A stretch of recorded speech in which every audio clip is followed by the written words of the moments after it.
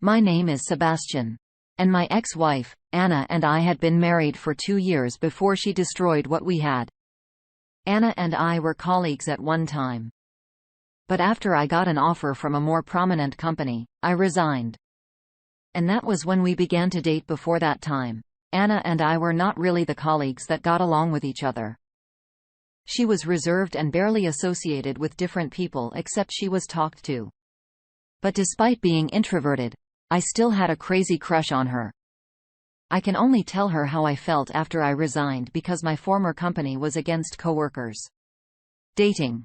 Luckily, when I told Anna how I felt about her, she admitted that she had the same feelings for me too. And in no time, we began to date. I loved Anna's commitment to hard work, her smiles, her energy, and those crystal blue eyes. We got along so well. And I enjoyed every moment I spent with her. And when I eventually asked her to marry me, she said yes. For me, money was not an issue because I earned a lot of money from the tech company I worked with. And this also played a significant role in how I care for Anna on my own. I would drop by clothing stores and buy her clothes, shoes, jewelry, and everything she wanted, whether expensive or not. I also did this because I loved it. When my woman looked good and classy, it boosted my ego. I really loved Anna and I wanted her to be happy at all times.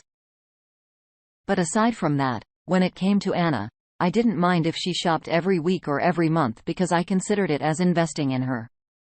Even when we were about to buy a house, I allowed her to pick the house she liked despite not liking it that much because I believed that if she was happy, then I'd be happy. Yet, after everything I did for her, she went ahead and cheated on me with my blood. Everything was going fine between Anna and me. But after the incident of a flood that destroyed many houses last year, I was forced to let my cousin and his wife move in with us. They had to begin life from square one because they lost everything they had, and the least I could do was support them. So my cousin and his wife asked if they could move in with us until they got back on their feet. And after I discussed it with Anna, we decided to let them live with us. Anna was thrilled to receive them, and I was glad she would always have company at home, especially when I was not around. Also, the nature of her job allowed her to work from home, and it felt good to know that she would no longer feel lonely while she worked little. Did I know that I allowed my wife to cheat on me with my cousin? The funniest thing was his wife and I did not notice anything fishy. Whenever we returned from work, they'd act all cool with each other and didn't leave room for suspicion. My cousin, on the other hand, betrayed my trust and repaid me by screwing my wife whenever his wife and I went to work. One weekend, Anna went grocery shopping and asked me to help her fold the clothes in the closet. And that was how I stumbled on her diary tucked under a small pile of unfolded clothes. At first I didn't want to invade her privacy. But I was curious to know what a 28-year-old woman was writing about. And to my greatest surprise, I found out that my wife and my cousin had been sleeping with each other a month after they moved in with us. I could not believe my eyes, and I was heartbroken to find out she could do that to me. After everything I had done for her. A part of me wanted to throw her out as well as my cousin, but I wanted to hurt her for doing such a thing to me. I didn't even fold the clothes anymore because I didn't want her to find out that I knew I simply came up with an excuse that I wasn't feeling okay and she believed me. I continued to pretend everything was fine. But as soon as I got myself together, I contacted a lawyer and he started processing our divorce papers. I also made plans for my cousin because I wanted him to feel my pain. After a couple of weeks, I decided it was time to bust them. So I pretended to leave for work. But I hid in the tool shed of our house. When Anna and my cousin thought I left, they came outside, entered the car and began to kiss before they drove out. And I took pictures of them and sent it to my cousin's wife. I knew she'd come back home in anger, and she did. She initially denied everything until I showed her my pictures that morning. When she realized she could no longer lie, she began to cry and blame my cousin for seducing her. But it was too late. I kicked her and my cousin out of the house, informed her about the divorce papers, and warned her to stay away from me and my house. Some months later we divorced and I blocked her on all social media platforms. My cousin's wife divorced him too. And luckily for them, they didn't have a child yet. Even after the divorce, Anna tried to come to me a few times. But there was nothing I could do at that point. I hated everything about her. She wanted to tell me she was no longer with my cousin, but that was her loss. Not mine though. It's been a while. My heart still aches and I know it will be all over soon. But I'm way happier now and my new girlfriend and I are taking things one step at a time. I can't even imagine what it felt like for you to know that your wife was secretly sleeping with your own cousin. It must have really hurt you to know that your cousin broke your trust too and took your act of kindness for granted. It was really inhuman of them to do that. It's great that you divorced her and move on quickly because she did not deserve you in no time. You'll forget about her entirely and you'll be able to move on to better things. Thank you for sharing your story with us. Now, let's move on to the second story of the day. My wife and I had been married for 25 years, but in the end, I realized she was using me. I'm sharing this here because it has been a burden in my heart. And hopefully it will clear off after I share it. The first time Maya and I met was on Christmas Eve. I went shopping as usual to grab a few stuff for the celebration the next day. And unexpectedly, the mall I shopped at was out of stock, leaving me with the last pack of the stuff I needed. Maya was already shopping with her younger sister Kat. And when they realized I had the last box they needed, they were very disappointed when we were about to make payment at the counter. She kept complaining to the sales representative that her Christmas had just been ruined because of that. And she could not afford to go to the next mall, which was miles away. Finally, when she kept complaining, I was forced to pay for the stuff and hand it to her because of her sweet little sister. And I left the mall. About 3 days later, I met her again at the Christmas party my town organized, and she remembered me immediately. Then we were both very young and we hung out with each other the whole evening. Shortly after that, we became close friends, hung out with more, and eventually she became my girlfriend. Maya and I were so much in love and passed through many seasons of our lives together. We dated for 4 years and got married after that. The craziest thing was my family disapproved of Maya, to be precise. My dad didn't like her and he kept saying there was something about her that he could not place his fingers on, but I loved Maya and I wasn't going to let anyone separate us from each other. So I got married without my parents' approval, which worsened my relationship with them. Maya's parents, on the other hand, did not have any problem. They'd bless our marriage. And from there we went ahead to rent our own apartment. We started living together as a couple and I worked hard to make life easier for us. I didn't even go to college.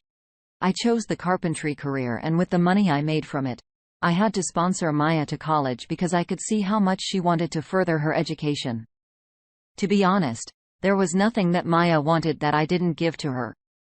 Even after several years of being married to each other, we had 2 kids together and I did my best to provide for my family. When Maya finished college, she got a job and the pay was good, but I wasn't concerned about her money. I wanted her to be comfortable. So all she had to do was take care of minor bills. While I took care of rent and groceries, then we'd split the children's school fees. I made sure I gave her the dream life she wanted. And I had to make a lot of sacrifices for that to happen. Whenever I could, I'd buy her new stuff or give her money to go shopping at least once in 3 months. Of course, all our vacations and trips were solely my responsibility. But I didn't mind because she was my wife and I believed it was my responsibility to treat her right. And in all the 25 years of being married to her, I never cheated on her because I wouldn't tolerate her if she did the same thing to me. So I tried as much as possible to stay away from anything that would lead to infidelity on my side. Despite being married for so long, my parents refused to talk to me. So I never visited them for Christmas and our kids had only seen pictures of my parents because of that. I was forced to embrace Maya's family as my own. For example, when Martha's parents' house needed renovation, I paid heavily for that because I could not leave my work to renovate her parents' house. Martha didn't even contribute a dime because she believed it was my responsibility to do that as her parents' only son-in-law. And I didn't mind doing all of that too because they were the only family. I had everything was going well between us. We were a big happy family until Maya started falling sick when it didn't stop. As expected. We went to the hospital and she was diagnosed with stage 4 cancer and the doctor said she only had a few months to live. The news hit me like an explosion and I could not imagine losing Maya after spending all those years with her. My legs were weak. So I managed to sit on one of those long seats in the lobby while I was still trying to wrap my head around the bad news. I saw a man screaming at the same doctor who spoke to me at first. I thought he had lost someone because of how heartbroken he looked. But when the doctor came to me to confirm if I was Mr. Wesley, Maya's husband, and introduced the man yelling to be Maya's boyfriend, I felt my head spin. Maya's boyfriend and I stood there for minutes looking at each other in shock. When I finally calmed it down, I asked him how he had met Maya and he said he had been dating Maya for a very long time and she led him to believe that she was single and had divorced a very long time ago. He told me about their intimacy dates and how they had lunch every day. He even said that he had gotten a ring and was ready to propose to her until he got the news of her sickness, for how he spoke.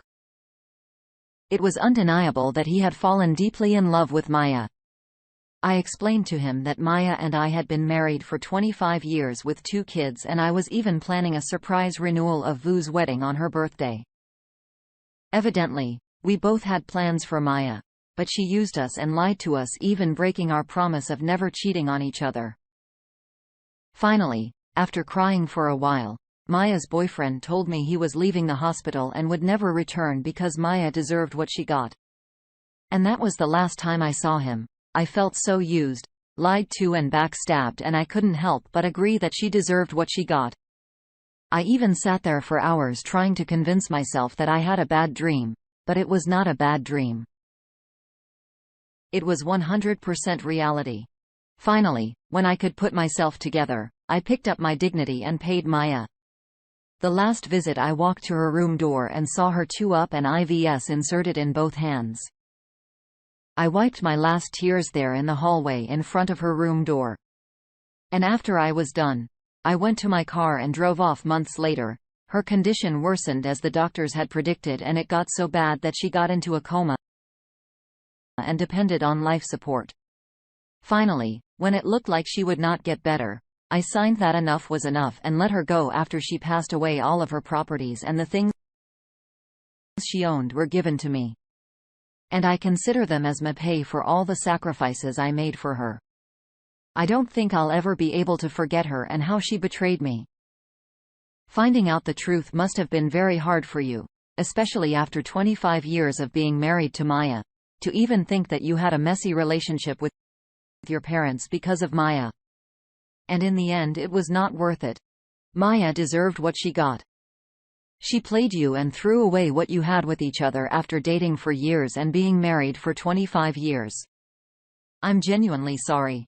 And I understand that healing from this and getting over it is not going to be easy. But I know that you can do it, and no matter how you write it, I understand how deeply it hurts. I believe you need a lot of self-love and time with your children for now.